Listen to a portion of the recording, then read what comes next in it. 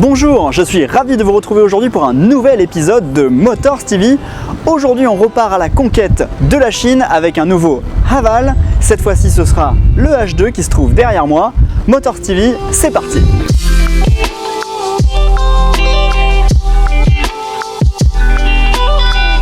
Haval H2, de sérieux atouts. Alors le Haval H2, on a les clés. C'est parti pour une nouvelle nouveauté dans Motors. On a déjà essayé son grand frère, le H6, qui était également pour nous une nouveauté puisqu'on n'avait encore jamais essayé de véhicule de cette marque, une marque chinoise donc. Haval, on le rappelle, est la partie SUV de la marque Great Wall, et on avait été très positivement surpris par le H6. Vous pourrez retrouver d'ailleurs l'essai sur Motors TV. Donc j'étais assez curieux d'essayer celui-ci qui est un petit peu plus bas en gamme, plus compact aussi. On est dans la catégorie des SUV de taille moyenne, on va dire. Et écoutez, pour l'instant c'est aussi assez surprenant. Piqûre de rappel, la marque Haval, rappelons-le, fut créée en 2013 par Great Wall qui existe en Chine depuis 1976. Son objectif, se faire un nom et devenir l'un des leaders mondiaux du marché automobile le plus concurrentiel, celui des SUV. Pour s'en donner les moyens, la marque ne néglige rien et investit des sommes colossales dans le développement, se rapprochant des plus grands équipementiers allemands, ZF pour les transmissions ou encore Bosch pour l'électronique et la sécurité. Niveau style, après Pierre Leclerc, ancien designer chez BMW, c'est maintenant Phil Simons qui orchestre le design avec une expérience de plus de 10 années passée chez Range Rover. Décidément, le constructeur chinois ne se refuse rien. Donc Haval nous avait déjà habitué à un moteur turbo compressé sur le H6 puisqu'on avait affaire à un 2 litres turbo. Et là on est sur un 1,5 litre turbo, donc à cette gamme de prix encore une fois c'est quand même assez inédit d'avoir des petits moteurs turbo en 1,5 litre.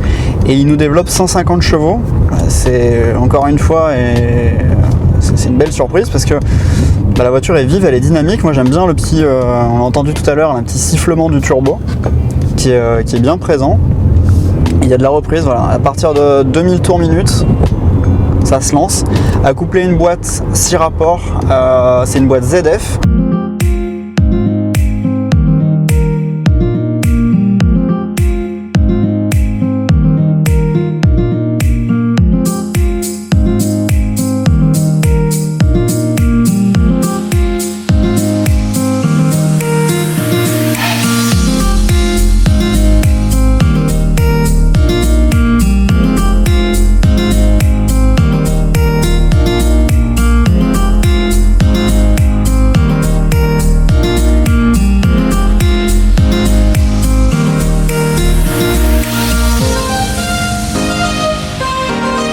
À l'intérieur de ce Haval H2, la bonne surprise, c'est surtout la position de conduite qui est très agréable.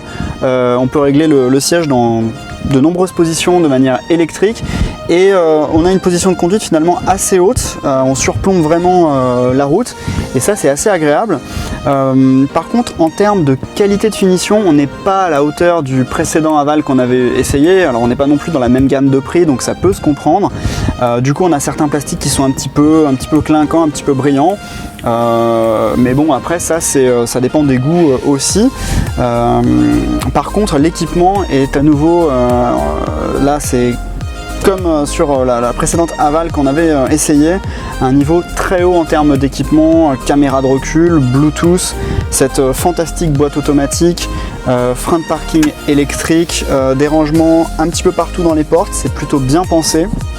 C'est surtout très très bien insonorisé. Vous avez un toit ouvrant qui, bon, à ce niveau de tarif là, c'est quand même plutôt une bonne surprise. Ils ont été assez généreux au final dans l'équipement. Et enfin, c'est surtout assez habitable par rapport à la taille et à l'encombrement du véhicule. Vous allez voir, les places arrière sont très grandes. Donc au final, c'est plutôt un sans faute.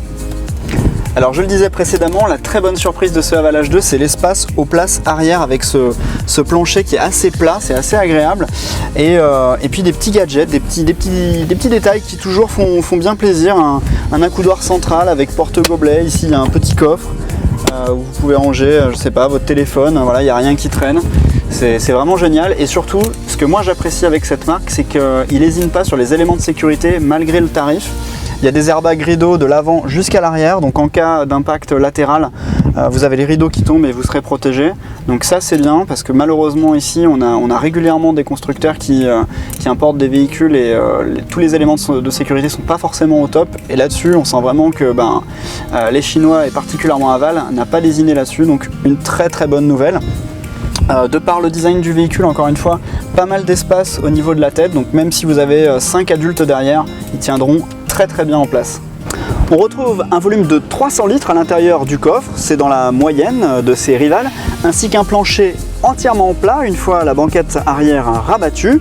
Donc dans l'ensemble c'est plutôt pas mal. On regrette malheureusement un seuil de chargement qui est un petit peu haut, mais ça c'est quand même dû au style de la voiture. On ne peut pas avoir un véhicule avec une garde au sol haute et un coffre très bas, donc ça semble assez logique. Par contre on a un joli seuil de coffre en inox, c'est plutôt sympa. Et Haval nous réserve un petit détail assez surprenant sous le coffre, puisqu'on retrouve ici un extincteur, quelque chose d'assez inédit dans un véhicule de cette catégorie, en tout cas pas un véhicule sportif par exemple, ainsi qu'une roue galette de 18 pouces, donc, et même le triangle et de l'outillage, donc bref, toujours étonnant Haval dans l'équipement. Alors sous le capot de ce Haval H2, on retrouve un bloc 1,5 litre 4 cylindres turbo compressé qui développe environ 150 chevaux, accouplé à une boîte automatique à 6 rapports, une boîte ZF, une marque allemande dont la réputation n'est plus approuvée. Et ce petit moteur turbo fonctionne très bien ici, beaucoup de peps, très agréable, assez sonore, mais le bruit d'un moteur turbo sonore c'est toujours une bonne chose. Donc non, vraiment j'ai été assez surpris par ce moteur là, agréable, et une boîte automatique qui réagit bien, donc finalement que des bons points.